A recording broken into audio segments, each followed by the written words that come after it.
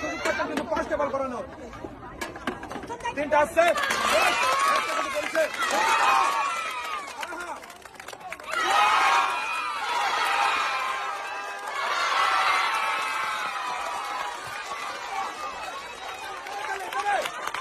Soybean তেলের বোতল, 2 KG পেঁয়াজ, 2 কেজি চিনি, 2 কেজি পোলোয়ার চাল আর 2 কেজি আটা। ভালো করে ধরবেন। আপনার 2 কেজি চিনি, 2 কেজি আটা, ভালো করে ধরবেন। 2 কেজি পোলোয়ার চাল আর 2 কেজি পেঁয়াজ আর 2 লিটার সয়াবিন তেলের বোতল।